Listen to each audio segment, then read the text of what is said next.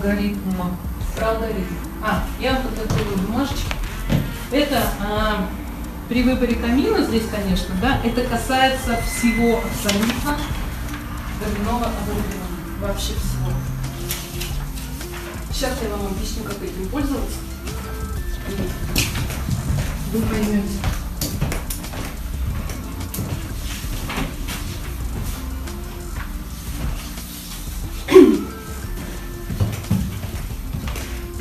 Я вам обещала еще дать, как проверять продавцов. Вот смотрите, всего 5 основных признаков. Да? Сделал эту работу мой белорусский коллега. Я просто немножко уже заработала от себя какие-то. Ну вот вычислил всю эту аналитику, кто направил. Внешний вид. Это прежде всего, неважно, это ванная печь, это барбекю, это камин, это должно быть красиво.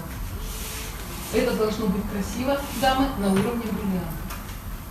Не на уровне какого-то топорного, там, я не знаю, на уровне бриллианта. То есть, когда мы смотрим, мы понимаем, это красиво. Вот как только мы сделали себе эту оценку, да, первый признак у нас состоялся.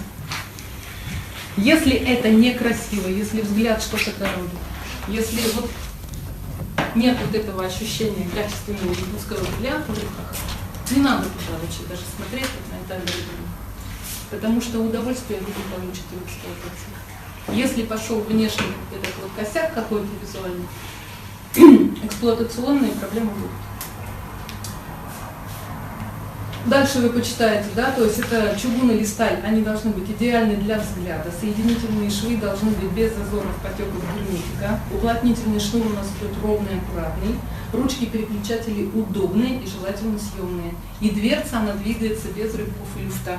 Потому что если она сразу двигается с рывками и люфтом, то потом при постоянном нагреве и охлаждении вам нужны будут пассатижи, иначе вы это не откроете. Потому что потом механизм заклинит, либо испортит, либо что-то еще. Дальше, когда у нас идет шибер на патрубок, понимаете, о чем я говорю? Да? Патрубок – это выход от топки для дымоходной трубы, и там иногда идет шиберная задвижка. Вот это показатель того, что топка не герметична, и шибер установлен для того, чтобы мы могли управлять тягой. Когда у нас топка или печь герметичны, то есть когда они идеально закрываются, да, когда происходит полное сгорание, когда у нас красивый огонь, когда у нас есть все дождики и чистое стекло, топка не нуждается в шибере. Она уже технологически устроена таким образом, что ей не нужно принудительно давать или ограничивать тягу. Все уже заложено в ней самой. На любые ветра, на любые дожди. Она уже все умеет. Понятно, да? То есть, когда вы видите, что на патрубке есть шибер, это ограничитель тяги, регулировка тяги. То есть, когда система управления топкой или печью откажет, а она откажет, как правило, при наличии шибера, у вас останется верхний регулятор. Таким образом, производитель немножко страхуется от, так скажем, рекламации. Если бы он шибер не ставил, то рекламаций было бы много, и ему пришлось бы все это возвращать. Там достаточно жестко все. Дальше. Про зольник я уже говорила. Когда у нас зольник идет наружный, то есть когда доступ к зольнику у нас вот без открытия дверцы, да? Вот у нас дверца, вот у нас зольник. У нас это все работает, к примеру. Зольник мы можем в любой момент вытащить. Это сразу означает, что у нас происходит неполное сгорание дров, у нас пачкается стекло, у нас выбросится. Никаких других вариантов быть не может. Нормальная качественная печь или топка – это всегда либо внутренний зольник, закрываемый дверцей, либо отсутствие зольника вообще. Понятно, да? Почему? Потому что через зольник у нас поступает на горение холодный воздух. Холодный воздух не позволяет всем газам сгорать полностью. Он просто бросает туда вот эти вот как бы свои холодные хлопки, и газы горят хаотично, дрова сгорают быстро и дым черный. Даже если он снаружи, но печка разогрета хорошо, то если его закрыть, он будет, даже если он наружу, хорошая печка, то его всегда можно закрыть. Огонь будет гореть медленнее, да, но гореть будет. Но желательно, чтобы вот не было наружного зольника. Внутренний быть может быть сложный зольник, когда у нас идет вот подовое, допустим, подовое дно, да, и там такая коробочка типа зольник. Ну это так. Это чтобы уж туда залопатывали для особых приверед, которые чисто ходят. Ну, допустим, зольник, вот обычно же он как открываешь, как поддув, оно хорошо разгорается, и пошло, если этого не будет. Как? Там нижний поддув идет. Там другая нижний система, поддув. там воздух на горение подается. Вообще любая нормальная печь или камин устроена следующим образом. Там нет одного корпуса. Там всегда идет двойной, тройной или четверной корпус. Между вот этими стенками корпусов проложены специальные каналы. Они работают на забор подогрев воздуха на горение, на вторичный дождь, на очистку стекла, на регулировку тяги. То есть они устроены таким образом, что вся система, она внутри сама себя обеспечивает. Она абсолютно автономна. Она не нуждается в зольнике.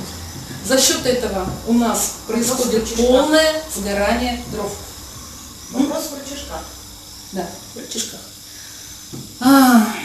Дальше. Воздух на горение должен подаваться сверху и уже подогретым. Это очень важно, потому что если воздух подается холодный, значит у нас опять же выбросы СО, большой расход дров, куча сажи, испачканный дымоход и, ну, в общем, ничего хорошего. Вот. Когда он подается горячим на горение, у нас процесс горения происходит вообще по-другому.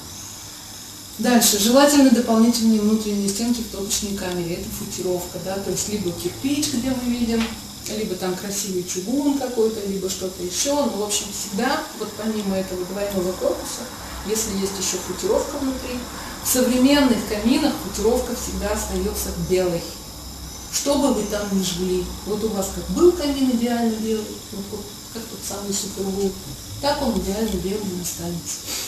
Вы можете хоть целый вечер жечь там дрова, но вот внутренняя камера, она будет у вас белой. Либо, если она желтого цвета, желтой, она не будет черной, она не будет в саже. Когда мы поднимаем у современного камина дверцу, там устроено все так, что все пламя прижимается к задней стенке, выбросов в комнату ни пламени, ни дыма нет. То есть вообще очень прикольно. А если все-таки на открытых этих каменных каминах присутствует нагар, этот черный внутри на белом, это о чем говорит? Еще раз, где? Домашние камины, которые вот каменные, выложенные там. Кирпичные. Да. Они у вас без системы все эти технологические, без защиты, без подогретого воздуха и так далее. То есть это у вас просто открытый камин, он работает по-другому. В любом случае будет дымить и в любом случае. У него просто не предусмотрены все эти системы. Вот, и если, допустим, у камина или у печи, которые вы выбираете, есть хотя бы два таких признака, любые из 5, хотя бы 2, это уже говорит о том, что продукция достаточно хорошего качества. А камин Фейерверк выпускают?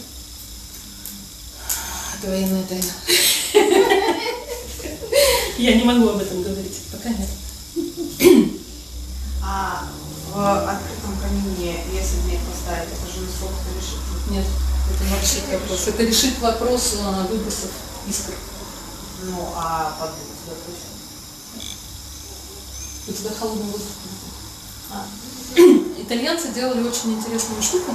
Итальянцы, по-моему, в открытых каминах для подогрева дома. Я видела, но видео еще не обрабатывала, в Воронеже снимала.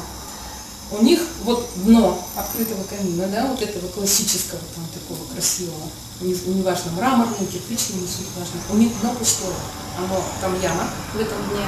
И в процессе сгорания, там, по-моему, полостниковая решетка или что-то вроде, и еще идут дополнительные каналы внутри. В процессе сгорания туда сваливаются горящие угли, и потом вот этот верх, он просто закрывается какой-то каменной плитой. И получается, что камин, вот весь этот жар, в своем дне закрытым начинает держать. И по этим каналам начинает идти тепло в комнату. Вот так работает открытый камин. Может, из вашего тоже можно такое сделать. Но это очень интересно. Вот, если у вас 3 признака, то это, ну, вообще супер. А если все 5, то почему вот такая шпаргалочка. Дальше. Вот это я вам тоже дам, что является гарантийным и негарантийным случаем. Вам это тоже пригодится. Это распространяется не только на камин, но и на все печи, чтобы вы понимали, как вам действовать, если у вас вдруг это произошло. чтобы для вас это не было шоком.